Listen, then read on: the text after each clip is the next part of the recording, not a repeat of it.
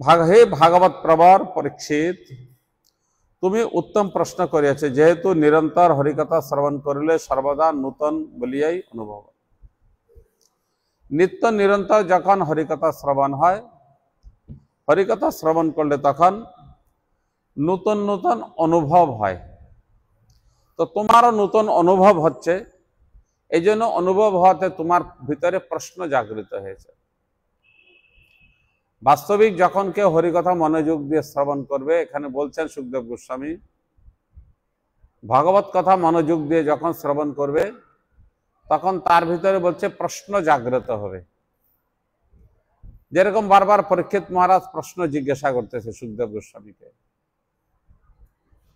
এখানে সুখদেব গোস্বামীও বলছেন, তুমি যেহেতু নিত্য নিরন্তর মনোযোগের সহিত কথাকে শ্রবণ করতেছ, এই জন্য তোমার ভিতরে প্রশ্ন জিজ্ঞাসা হচ্ছে যে কৌমার লীলা ভগবানের কি প্রকার লীলা কৌমার, এই কৌমার লীলা শ্রবণ করার জন্য ইচ্ছা হয়েছে।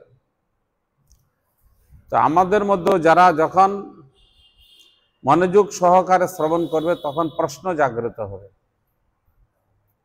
প্রশ্ন জাগ্রত হচ্ছে না মানে শরীরটা এখানে আছে, মনটা এখানে নাই, হাজিরাটা এখানে লাগতেছে নাট মন্দিরের ভিতরে।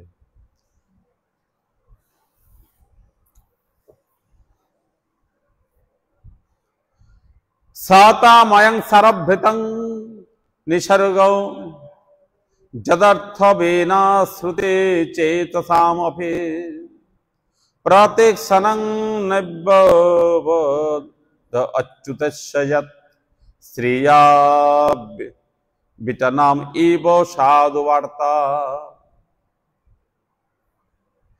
যাদের বাক্য অর্থ কর্ণ চিত্তের বিষয় একমাত্র কৃষ্ণ, যাদের বাক্য কর্ণ এবং চিত্তটা কৃষ্ণ প্রসন্নতা এবং কৃষ্ণকথা শ্রবণে একমাত্র আগ্রহী, সেই সকল সারাগ্রাহী সাধুগণের স্বভাব এই প্রকার। সেই প্রকার সাধুগণের সারগ্রাহী সাধুগণের স্বভাব কিরকম হবে? কৃষ্ণ বিষয় কথা শ্রবণ করার জন্য বলছে প্রশ্ন আসবে, প্রশ্ন জাগ্রত হবে। যেহেতু তাহাদের নিকট কৃষ্ণ কথা ত্রৈণ ব্যক্তির নিকট স্ত্রী সম্বন্ধে ব্যক্তির সম্বন্ধীয় বক্তার ন্যায় নিত্য নতুন রূপে প্রতীয়মান হয়। যে প্রকার এখানে উদাহরণটা কি প্রকার দেখছেন সুখদেব গোস্বামী, যে প্রকার স্ত্রৈণ ব্যক্তি, স্ত্রৈণ মানে কাকে বলে? স্ত্রীতে একমাত্র আসক্ত, স্ত্রীকে নিজের ভোগের সাধন বলে মনে করে।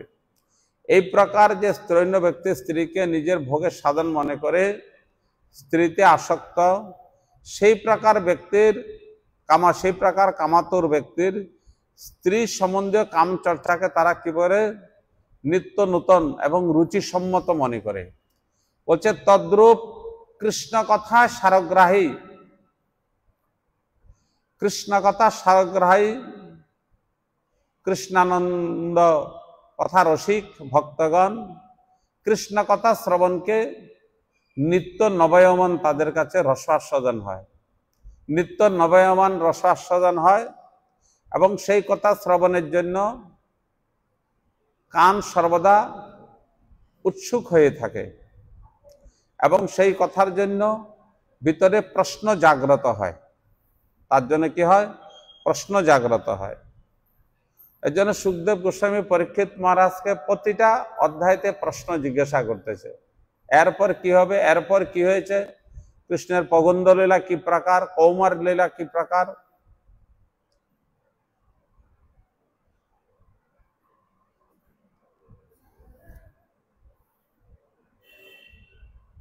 এই দ্বাদশ স্কন্ধ সম্পূর্ণ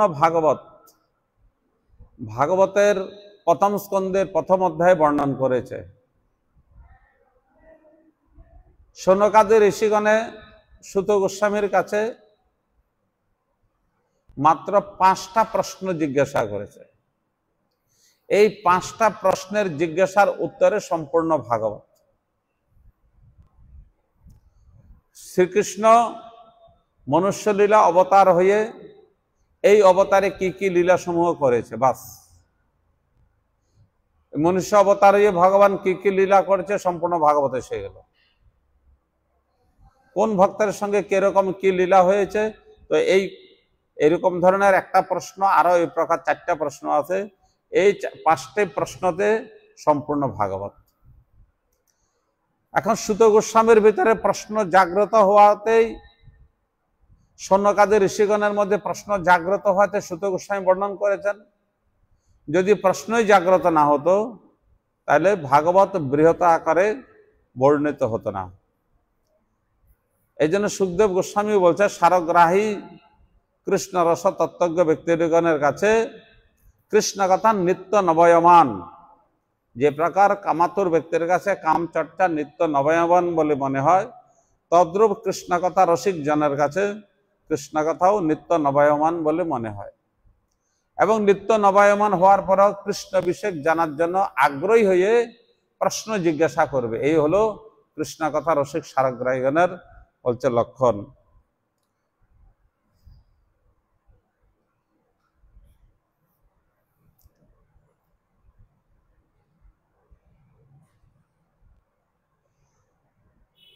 তথাঘো বদনাথন মৃত্যু রক্ষিতা বক্ষপালকন সরেত পুলিনমানীয় ভগবানিদম অব্রবীত। ওহো ইতি রম্যং পুলিনং বয়স্য সকলে সকলে সম্পন্ন মৃদুলাঞ্চ বালুকন স্ফুটত সরো গন্ধ হিতাদি হিতালিপত্রিকা ধনে প্রতিদ্ধা অনল সদ দ্রুমাকুলম।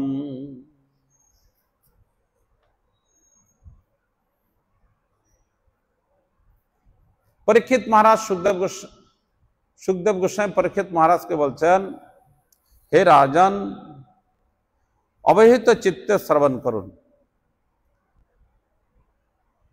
পরীক্ষিত মহারাজ কৌমার লীলা, কৃষ্ণের কৌমার লীলা শ্রবণ করার জন্য আগ্রহী হয়ে কৌমার লীলা শ্রবণের বিষয়ে প্রশ্ন জিজ্ঞাসা করলেন। তখন কৃষ্ণ বললেন কি, হে মহারাজ, সুখদেব গোস্বামী বললেন, হে মহারাজ, অবহিত চিত্তে, চিত্তের একাগ্রতার সহিত এখন আমি যা বলবো তা শ্রবণ করুন।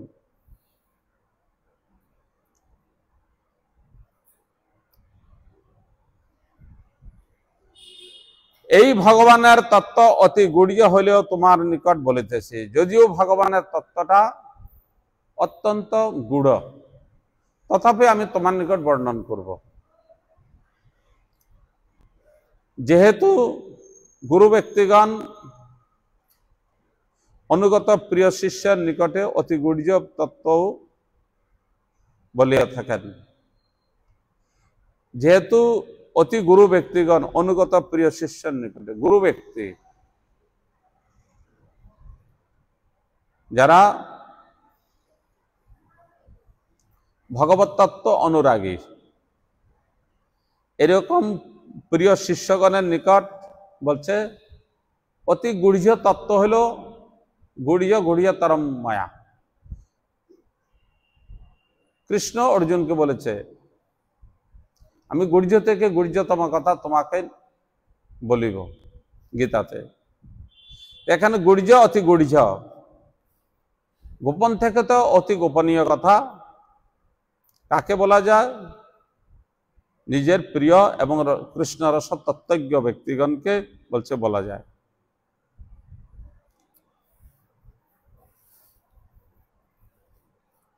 হে বৈশ্যগণ, দেখো এই সরোবরের তীরদেশ অতিশয় রমণীয় ভাব ধারণ করিয়াছে।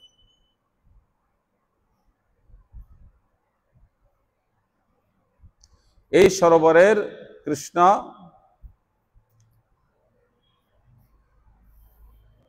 এখানে বলতেছেন, হে বৈশ্যগণ, এই সরোবরের তীরদেশ অতিশয় রমণীয় ভাব ধারণ করিয়াছে। বিকশিত পদ্মগন্ধে আকৃষ্ট ভ্রমর পক্ষীগণ জলমধ্যে শব্দ করায় ওই সকল প্রতিধ্বনিতে তীরতরু সকল ব্যাপ্ত হইয়াছে। অতএব কোমল ও নির্মল বালুকা পরিপূর্ণ আমাদের সর্বপ্রকার ক্রীড়ার উপকরণ ভূষিত হইয়াছে। কৃষ্ণ সখাগণকে বলতেছেন যে এই সরোবর অতীব সুন্দর।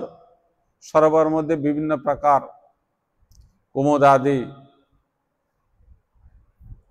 পদ্ম কুমুদাদি পুষ্প বিকশিত এবং সরোবরের নিকটস্থ বালুকাখানা অতীব স্বচ্ছ, নির্মল জল নির্মল বালুকা পরিপূর্ণ আমাদের এই প্রকার ক্রীড়ার উপকরণ মানে এই স্থানকে দেখে কৃষ্ণ বলছে এটা খেলার যোগ্য। ক্রীড়া মানে খেলার যোগ্য বলে মনে হচ্ছে আমাদের। কৃষ্ণ বলছেন কি এখানে আমাদের ভোজন অত্র ভোক্তব্যম अस्माभि दिवारूढ़ क्षुधातिता क्षुधातिता बच्चा समीपे पित्वा चरंतो सनके स्तनम। আমাদের এখানে ভোজন করা উচিত। দ্বিপ্রহর হয়েছে, সখাগণ ক্ষুধা তৃষ্ণা কাতর। কৃষ্ণকে সখাগণ বলছেন এখন আমাদের এখানে ভোজন করা উচিত, কেন আমরা ক্ষুধার্ত হয়েছে।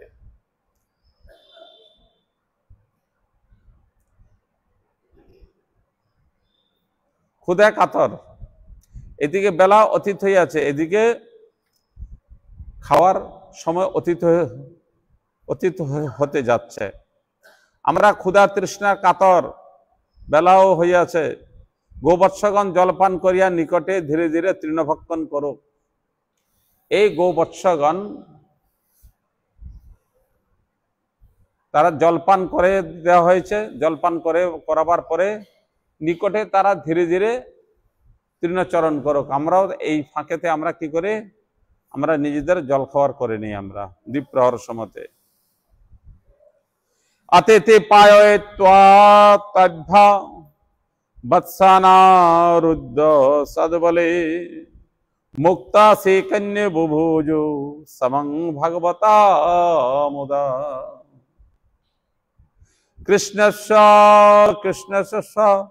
सेवक पुरुराजे मंडले रभ्या नाना फुल्लुदृशो ब्रजार्भक्य सहोपविष्टा विपिने विरेजु छंदा जतम बुरूह अकर्णिकाया।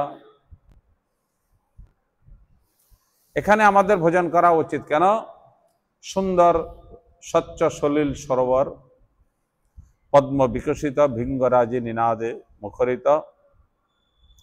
এই সরোবরের সুন্দর সুদৃশ্য দেখে সখাগণ কৃষ্ণকে বললেন তাছাড়া এখন দ্বিপ্রহর হয়েছে, আমাদেরও খাওয়ার উপযুক্ত সময় হয়েছে। আর গোবৎসগণ নিকটে তারা ধীরে ধীরে তৃণতে বিচরণ করুক। বালকগণ কৃষ্ণের কথা অঙ্গীকার করিলেন।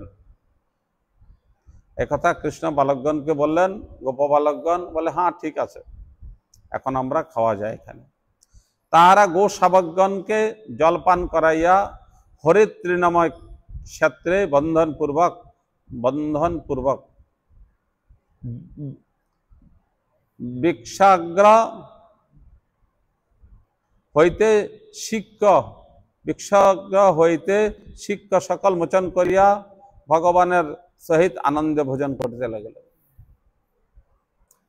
কৃষ্ণ এই কথা বললেন সখাগণকে যে দ্বিপ্রহর হয়েছে, আমাদের গোবৎসগণকে তো জলপান করানো হয়েছে এরা কাছে। এখানে বলছে বন্ধন তৃণময় ক্ষেত্রে বন্ধন পূর্বক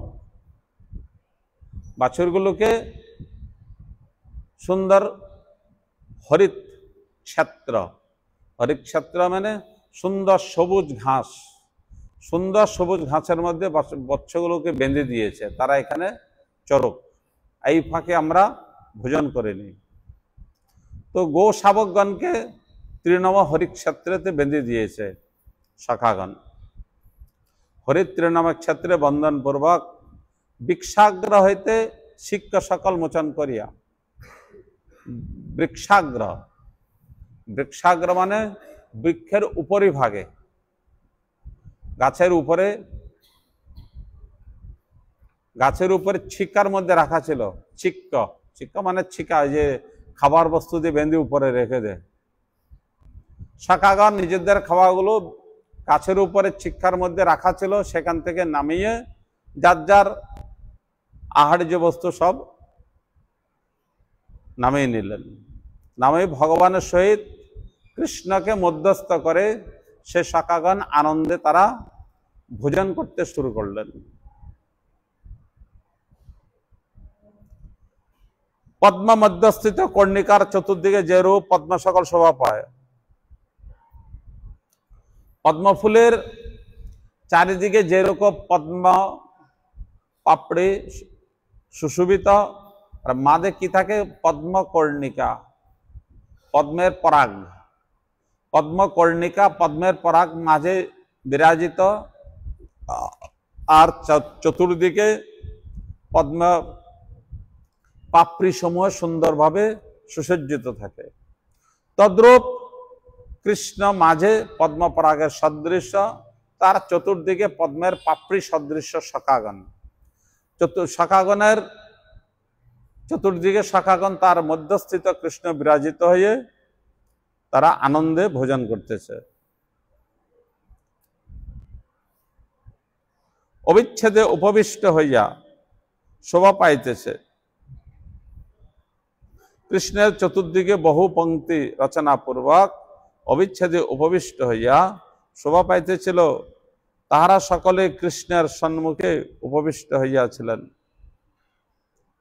তারা সকলেই এই কৃষ্ণমায়া কি প্রকার দেখো। সখাগণ কি অনুভব করেছে? সেখানে সখাগণের মাঝে কৃষ্ণ বসে ভোজন করছে, সখাগণও ভোজন করছে। সখাগণ কি অনুভব করেছে? কৃষ্ণ, সবাই দেখতেছে কৃষ্ণ আমার দিকে ফিরে ভোজন করতেছে। যে প্রকার রাসলীলার মধ্যে সমস্ত গোপীগণ কি অনুভব করেছে? কৃষ্ণ আমার কাঁধের উপরে হাত রেখে নৃত্য করতেছে। যে প্রকার শ্রীমান মহাপ্রভু রথযাত্রার সময়তে 7 সম্প্রদায়ের মধ্যে যারা কীর্তনিয়া ছিল জগন্নাথের রথের অগ্রে, তো 7 সম্প্রদায়ের সব কীর্তনিয়ারা ভেবেছে মহাপ্রভু আমাদের দলে নৃত্য করতেছেন, মহাপ্রভু আমাদের দলে নৃত্য করতেছেন। সবাই এটাই ভেবেছে, সবাই এটাই অনুভব করেছে, কারণ সাক্ষাৎ মহাপ্রভুকে দর্শন পেয়েছে। এটাই মহাপ্রভুর ভগবতত্ব। ভগবানের ভগবতত্ব এক হইতে বহুত, এক বহুত শ্যাম, এক হইও তিনি বহু, আর বহু হইও তিনি এক। এটি ভগবানের ভগবতত্ব। তো রথাগ্রে, জগন্নাথের রথাগ্রে মহাপ্রভু এক হইও সমস্ত ভক্তগণ কি অনুভব করলেন? মহাপ্রভু আমাদের সংকীর্তনেতে নিত্য কীর্তন করতেছেন। ফুলিয়াবাসী, শান্তিপুরবাসী, নবদ্বীপবাসী, সমস্ত গৌড়দেশবাসী ভক্তগণ সবাই অনুভব করলেন 7 সম্প্রদায় হয়ে বেড়ি কীর্তন করতেছেন। 7 সম্প্রদায়ের মধ্যে মহাপ্রভু অবস্থিত, তারা অনুভব করলেন।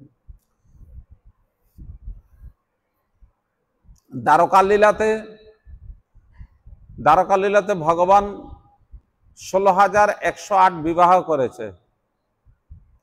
তো 16,108 মহিষী অনুভব কি করলেন? কৃষ্ণ সবার ঘরেই আছে। নারদ ভাবলেন এটা কি করে হতে পারে? নারদ ভাবলেন কি করে হতে পারে এটা?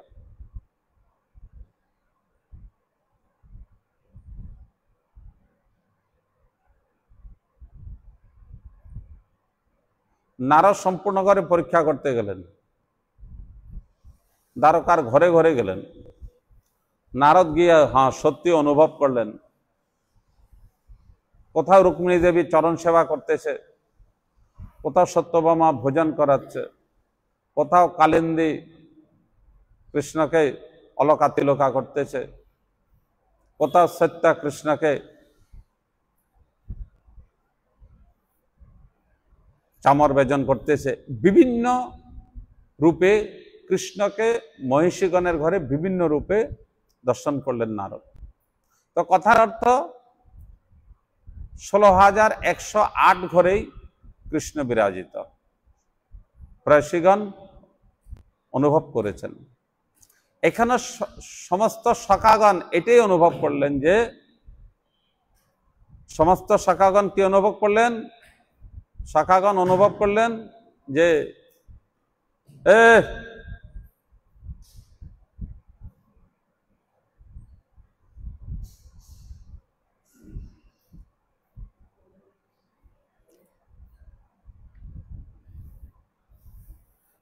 সখাগণ অনুভব করলেন যে কৃষ্ণ তাদের মধ্যে বিরাজিত। ঠিক আছে, কিন্তু সখাগণ অনুভব করলেন কৃষ্ণ আমাদের দিকে তাকিয়ে আছে।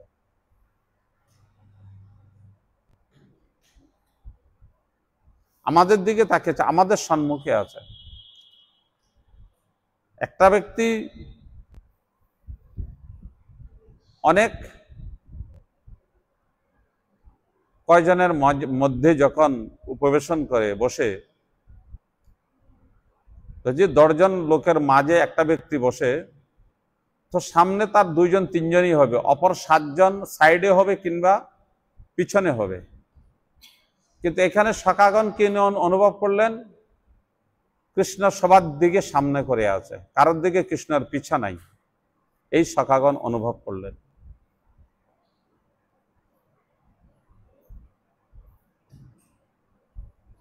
মোচন করিয়া ভগবানের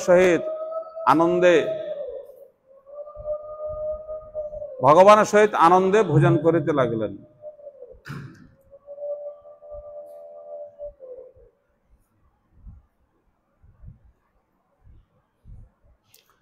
পদ্মস্থিত কর্ণিকার চতুর্দিকে যে রূপ পত্র সকল শোভা পায়, সেই রূপ বনমধ্যে ব্রজবালকগণ কৃষ্ণের চতুর্দিকে পঙ্ক্তি রচনা পূর্বক উপবিষ্ট হইয়াছেন।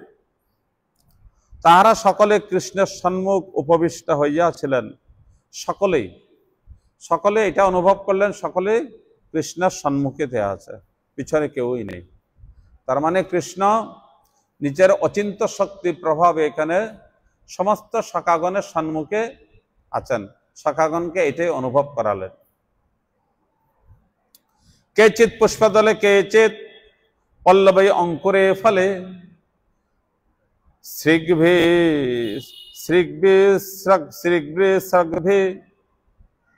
দ্বিষদ্ভিশ্চ বুভুজ কিতভাজনা সর্বে মেতদর্শয়ন্তো স ভুজ্য রুচি পৃথক হসন্ত হসয়ন্ত শৈভ্য ভজর্হি সহেশ্বরা।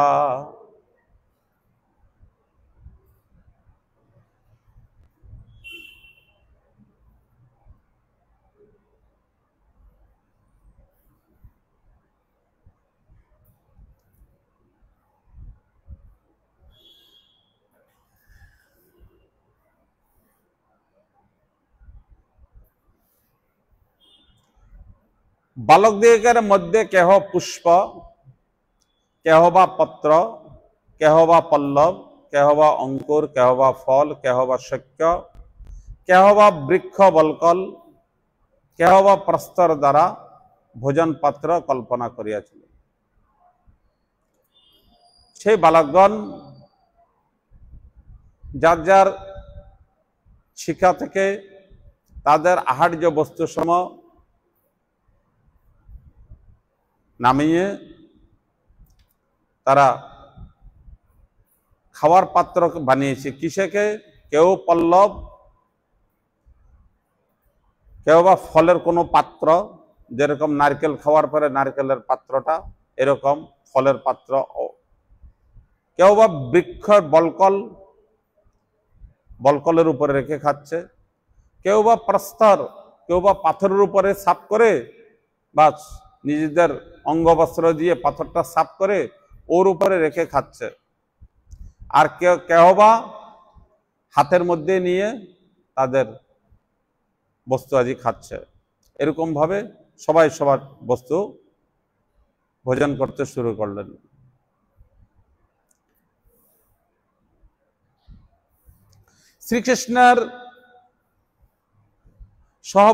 কৃষ্ণের সহ বালকগণ সকলে পরস্পরকে নিজ নিজ গৃহ হইতে আনিত অন্ন ব্যঞ্জনাদির আস্বাদ পৃথক পৃথক দর্শন করাইয়া, অর্থাৎ হে কৃষ্ণ, হে সুবল, দেখো, হে কৃষ্ণ, হে সুবল, দেখো এই ব্যঞ্জনের স্বাদ কিরূপ, মধুর হইতে মধুর, পরস্পরকে আস্বাদন করাইয়া হাস্য করিতে করিতে একে অপরকে হাসাইয়া হাসাইতে ভোজন করিতে লাগিলেন। সখাগণ অন্ন ব্যঞ্জনাদি যার যার ঘর থেকে যা যা এনেছে, একে খাওয়াটা অন্যকে খাওয়াচ্ছে, অন্যটা আরেকজনে খাচ্ছে, বলছে আমারটা খেয়ে দেখো, আমারটা অতি মধুর, আমারটা এই দেখো, বলে আমারটা বড় সুন্দর স্বাদিষ্ট। কৃষ্ণ যা এনেছে কৃষ্ণেরটা সখাগণ খাচ্ছে, সখাগণ যা এনেছে সখাগণ একবার খেয়ে মুখে নিয়ে তারপর দেখতে স্বাদিষ্ট লেগেছে, সেটা কৃষ্ণকে দিচ্ছে। এরকম ভাবে পরস্পরের প্রতি আদান প্রদানের মাধ্যমেতে হাস পরিহাসের মধ্যে কৃষ্ণ সখাগণ কৃষ্ণের পরস্পরের ভোজন করতে শুরু করলেন।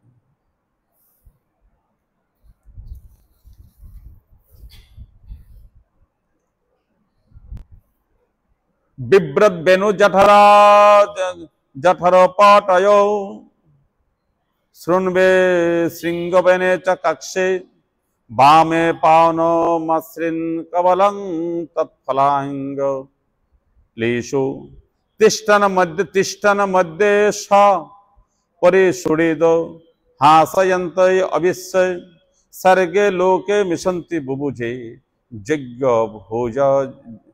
যজ্ঞ ভোগ বালকেলি। সুখদেব গোস্বামী বর্ণন করছেন, যিনি সর্বযজ্ঞের ভোক্তা, ভগবান অহং হি সর্বযজ্ঞানাং ভোক্তা চ প্রভুরেব চ, আমি সমস্ত যজ্ঞের ভোক্তা। ভগবান কৃষ্ণ অর্জুনকে বলছেন আমি সমস্ত যজ্ঞের ভোক্তা। অতএব যিনি সমস্ত যজ্ঞের ভোক্তা, তিনি বাল্যলীলা পরায়ণ হয়ে, তিনি এই বাল্যলীলা পরায়ণ হয়ে কি করছে, উদর ও বস্ত্রদ্বয়ের মধ্যে বংশী, বাম কক্ষে শৃঙ্গ, বেত্র হস্তে স্নিগ্ধ ও দধিমিশ্রিত অন্ন গ্রাস। কৃষ্ণ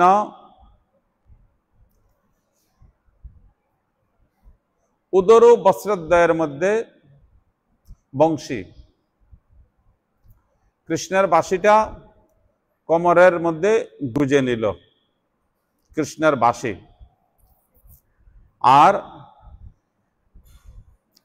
শৃঙ্গ বাম কক্ষে, যে সিংহ বাজায় কৃষ্ণ, সে সিংহটা বাম বগলের নিচে চাপাই রেখেছে। শৃঙ্গটা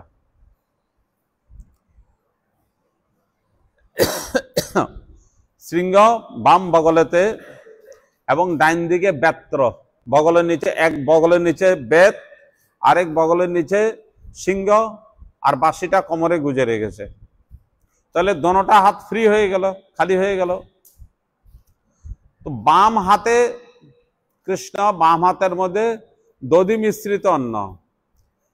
সেই দিন মা যশোদা কৃষ্ণের জন্য কি দিয়েছে? দই ভাত, দধি মিশ্রিত অন্ন। দক্ষিণ দেশে খুব প্রচলিত, দক্ষিণ দেশে খুব প্রচলিত। আমাদের এই উত্তর পূর্বাঞ্চলে বিশেষ করে বঙ্গ ক্ষত্রিয় যারা লোক, বঙ্গদেশীয় লোক, বাঙালি লোক, খাওয়ার পরে মিষ্টান্ন খাওয়াটা প্রযোজ্য মনে করে। মধুরেণ সমর্পয়, মিষ্টি খেয়ে খাওয়া সমাপ্ত। আর রাজস্থান, উত্তরপ্রদেশের লোক মিঠা দিয়ে খাওয়া শুরু, উল্টা মিষ্টি দিয়ে খাওয়া শুরু। আর দক্ষিণ দেশের লোক যে দই টক হয়ে গেছে একবারে খুব, সেটা দিয়ে মাঠা বানাবে, সেটা খাওয়ার পরে এক গ্লাস খাবে, শান্তি হবে তাদের, বা সেটা দিয়ে একটু ভাত মেখে খাবে।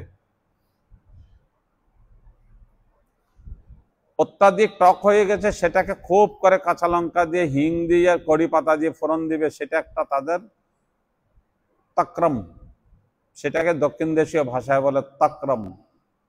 বাস ওইটা বানিয়ে খাবে খাওয়ার পরে ওইটা খাবে।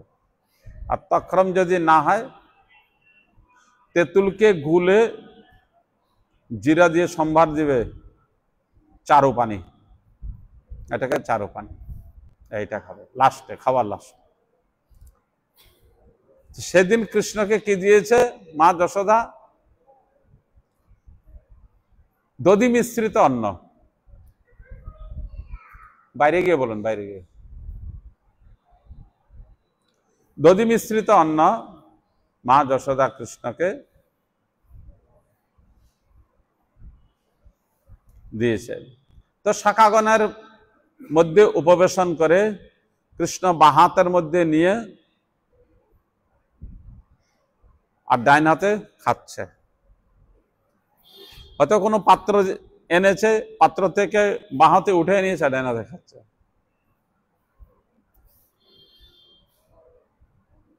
স্নিগ্ধ হাসরে দধি মিশ্রিত অন্ন গ্রাস, অঙ্গুলি সকলের মধ্যভাগে বিল্লাদি, অঙ্গুলি সকলের মধ্যভাগে বিল্লাদি ফল ধারণ,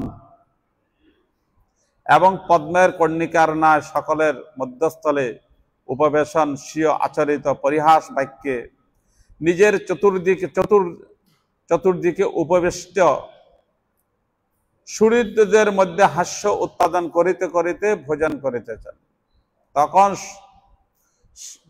তখন স্বর্গবাসীগণ সেই লীলা আশ্চর্যের সহিত দর্শন করিলেন। কৃষ্ণ এই রূপেতে ভোজন করতেছেন, স্বর্গবাসী দেবতাগণে আশ্চর্য হয়ে গেল। কৃষ্ণ বাহাতে ডাইনাতে খাওয়ার কোনো বিচার নেই, সখাগণের উচ্ছিষ্ট খাচ্ছে, সখাগণের উচ্ছিষ্ট খাচ্ছে। বেদ যাকে বৈদিক মন্ত্রের মাধ্যমে শুদ্ধতা এবং বৈদিক মন্ত্রের মাধ্যমে অর্পণ করে, আহ্বান করে, তারপরে অর্পণ করে, আসন দিয়ে আসনে আহ্বান করে, তারপরে অর্পণ করে মন্ত্রের মাধ্যমে পরব্রহ্মকে, এই প্রকারে আস্বাদনের নিয়ম। আর এখানে কৃষ্ণ সখাগণের মধ্যস্থিত উপবিষ্ট হয়ে তাদের উচ্ছিষ্ট গ্রহণ করছে। কৃষ্ণ ভোজন তারা করতেছে, তাদের ভোজন কৃষ্ণ করতেছে, আরো বাহাতে। এই লীলা দেখে আশ্চর্য চকিত হয়ে গেছে স্বর্গস্থিত দেবগণ। আর কৃষ্ণ কি করতেছে? সেই ভোজন সখাগণের ভোজন খেয়ে তারা হাসতেছে, কৃষ্ণ হাসতেছে, সখাগণকে হাসাইতেছে। এরকম ভাবে পরস্পরের মধ্যে উপবিষ্ট হয়ে কৃষ্ণ ভোজন করতেছেন।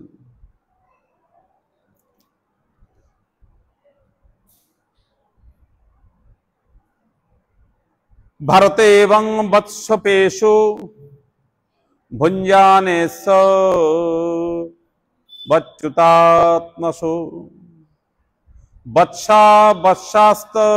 বৎসাস্তন্তর্বনে দূরং বিবিষু স্ত্রীণলোভিতা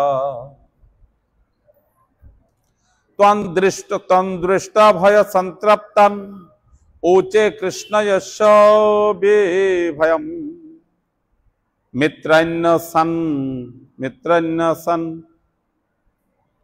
विरमतो हास्यने वत्सकानायम। हे परीक्षित, सुखदेव गोस्वामी परीक्षित के बोलें, हे परीक्षित, कृष्ण परायण गोवत्स स पालकगण, गोवत्स पालकगण कृष्ण परायण, तारा कृष्ण के निजेदेर आत्म बोले मने करे, तारा कृष्ण के निजेर सर्वस्व बोले मने करे, आत्मा बोले मने करे, कृष्ण चित्त परायण। एजন্য বলছে কৃষ্ণ পরায়ণ চিত্ত। সেই কৃষ্ণ পরায়ণ চিত্ত সেই গোপবালকগণ এইরূপ ভোজন করিতে থাকলে গোবৎসগণ তৃণলোভে দূর বন মধ্যে প্রবেশ করল। সেই গোবৎসগণ এদিকে সখাগণ খাওয়াতে তারা পরস্পরের খাদ্য বিনিময়ের মধ্যে আনন্দের মধ্যে তারা ভোজন করতেছে, আর এদিকে বৎসগণ তৃণলোভে বিচরণ করতে করতে তারা দূরে চলে গেছে। তাহা দেখিয়া গোপবালকগণ ভীত হইয়া বিশ্বের ভয়স্বরূপ মৃত্যুরও ভয়প্রদ কৃষ্ণকে বললেন। সখাগণ অনুভব করলেন, আমরা যেখানে বৎসগণকে দিয়েছি খাওয়ার জন্য, এই বৎসগণ তো সেখানে নেই, কোথায় গেল? এটা দেখে সখাগণের ভয় হলে এই বৎসগণ গেল কোথায়?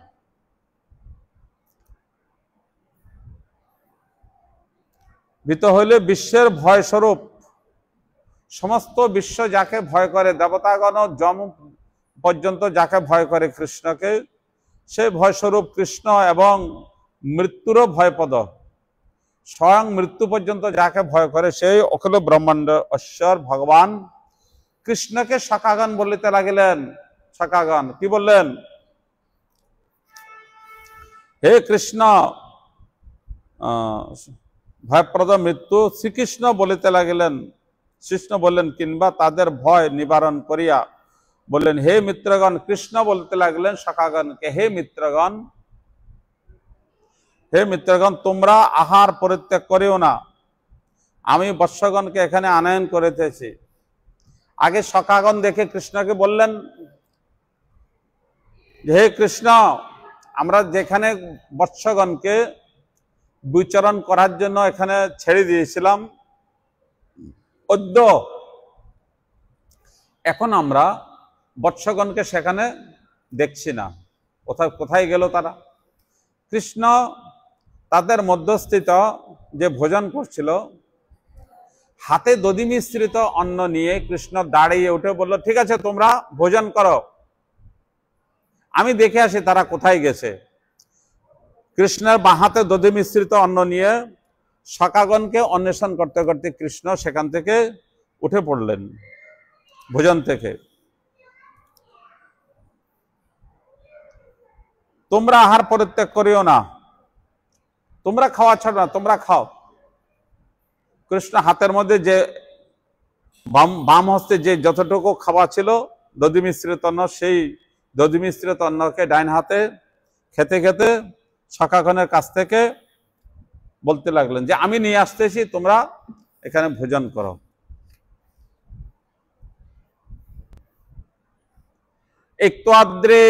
একত্বাদ্রে দরে কুঞ্জ গহবরে স্বাত্ম বৎসকান বেচিন্মন ভগবান কৃষ্ণ সপালে কবলে জয়।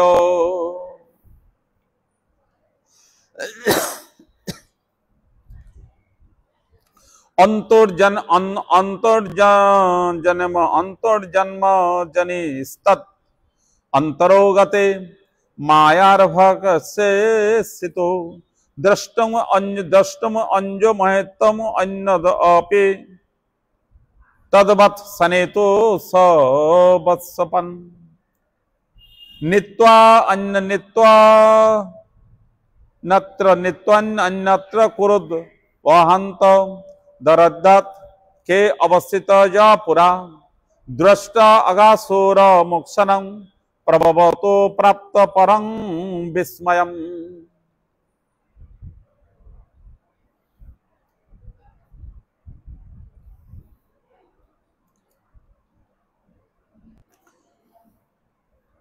কৃষ্ণ তাদের মধ্যস্থিত থেকে দাঁড়িয়ে বলছেন যে তোমরা আহার পরিত্যাগ করেও না, আমি গোপস্যগণকে আনয়ন করিতেছি।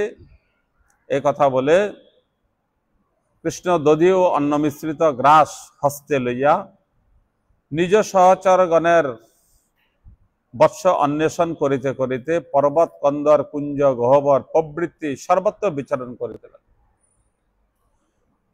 দধি মিশ্রিত অন্ন হস্তে নিয়ে, দধি মিশ্রিত অন্ন হস্তে নিয়ে সে খেতে খেতে কৃষ্ণ গহ্বর পর্বতের গুফা, পর্বতের উপরে এবং কুঞ্জ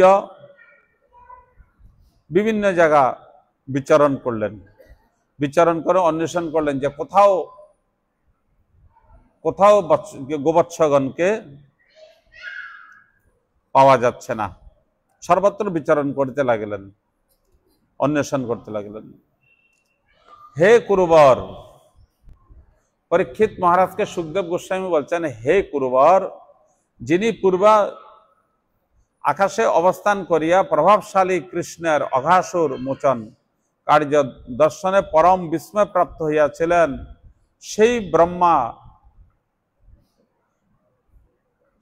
ব্রহ্মা তখন সেখানে উপস্থিত হইয়া সর্বমহৎ পাদক বাল্যলীলা পরায়ণ নিজ ঐশ্বর্য প্রকটকারী ভগবানের মহিমা অন্তর অভিলাষে গোবৎস এবং বৎস পালকগণকে তথা হইতে অন্যত্র লইয়া গিয়া অন্তরিত হইলেন।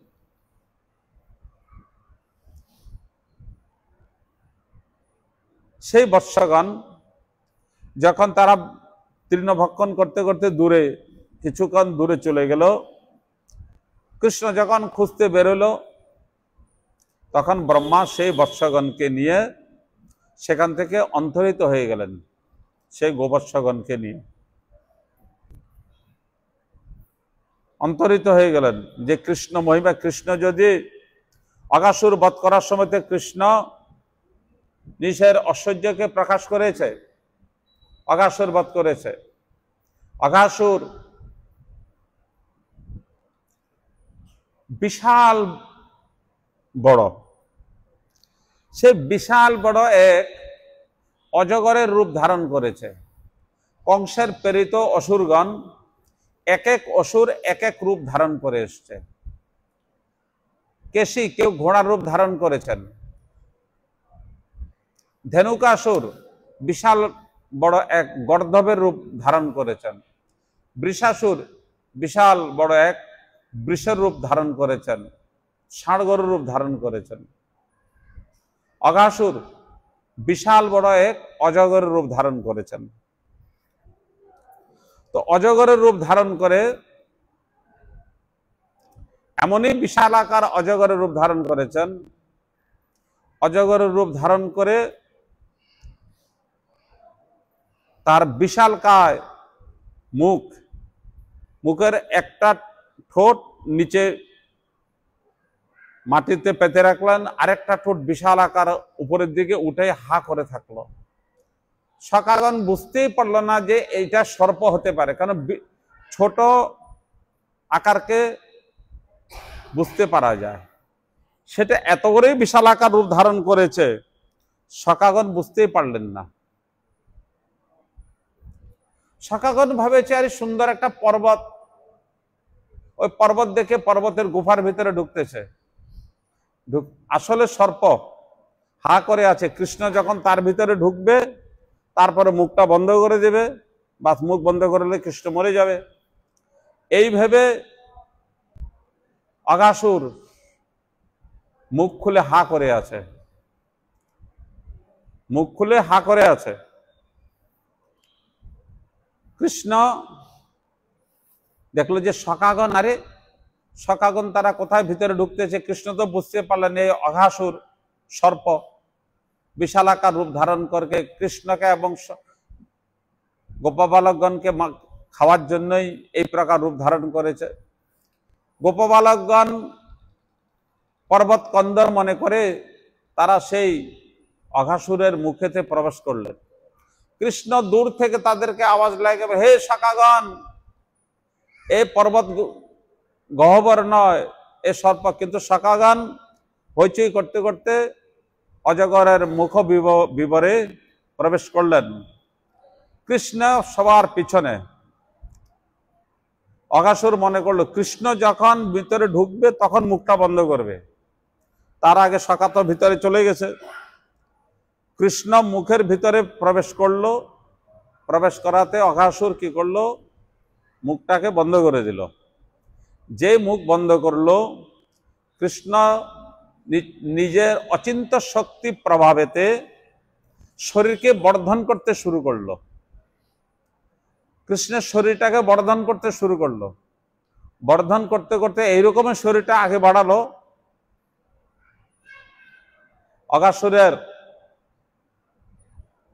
অঘাসুরের কণ্ঠটা অবরুদ্ধ হয়ে গেল কৃষ্ণের এই বর্ধিত শরীরে। তার প্রাণবায়ু অবরুদ্ধ হয়ে গেল। প্রাণবায়ু অবরুদ্ধ হয়ে সে মারা গেল অঘাসুর। কৃষ্ণ নিজের অমৃতময় দৃষ্টির দ্বারা শাখাগণকে জীবিত করে আবার শাখাগণকে তাদের মুখের থেকে সব বের করে নিলেন। তাহলে এখানে কৃষ্ণ অচিন্ত শক্তির, নিজের অচিন্ত শক্তির প্রভাবেতে শাখাগণকে বাঁচিয়ে দিল, নিজেও সে অসুরকে বধ করলো।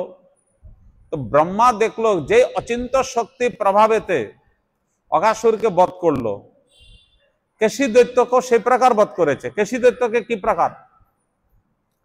কেশী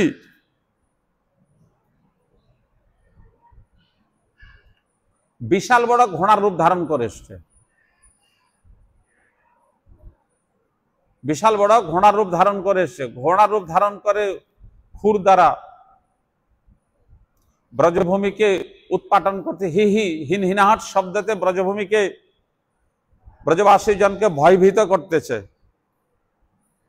ব্রজভূমিকে ক্ষুরাগ্র দ্বারা উৎপাটন করতে করতে ব্রজবাসীগণকে ভয়ভীত করতেছে। ব্রজবাসীগণ সব কৃষ্ণ শরণাগত হলো। যখন কৃষ্ণ শরণাগত হলো, কৃষ্ণ সেই কেশী দৈত্যের সম্মুখে গিয়ে কৃষ্ণকে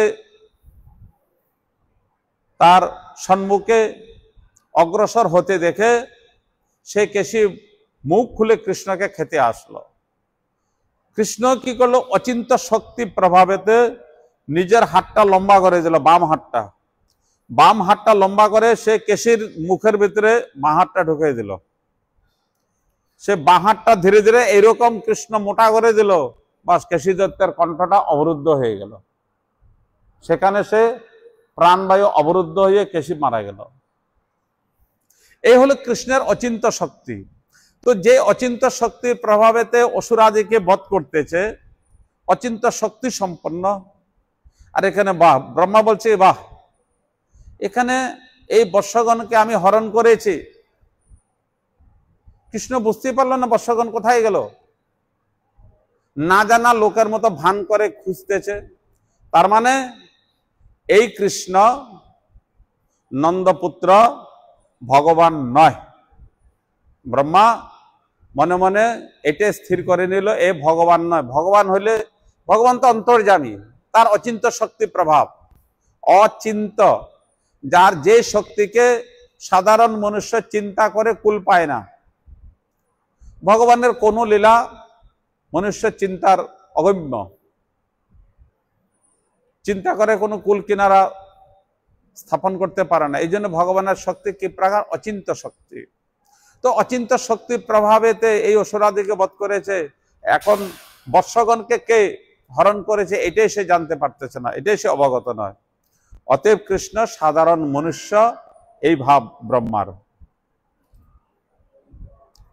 অন্ন মিশ্রিত গ্রাস হস্তে লইয়া সখাগণের সহচরগণের বৎস, নন্দ মহারাজের ঘর থেকে কৃষ্ণ যেসব বৎসগণকে নিয়ে এসছে এবং সখাগণ যে বৎস নিয়েছে, কেউ 10টা এনেছে, কেউ 5টা এনেছে, কেউ 20টা এনেছে, কেউ 100 এনেছে।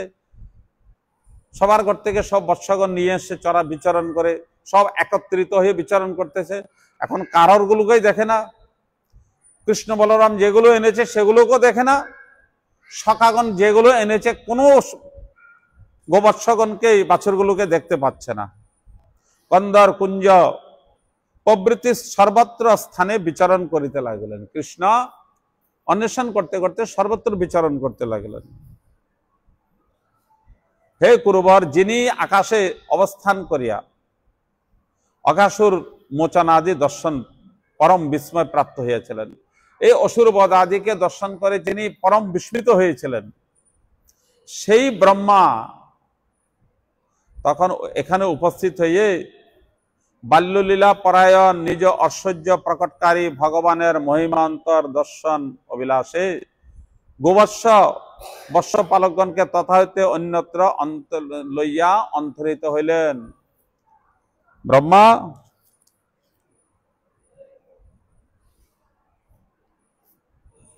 সেই বৎসগণকে নিয়ে অন্তরিত হয়ে গেছে। वाञ्छाकल्पतरुभ्यश्च कृपा सिन्धुभ्यश्च पतितानां पावनेभ्यो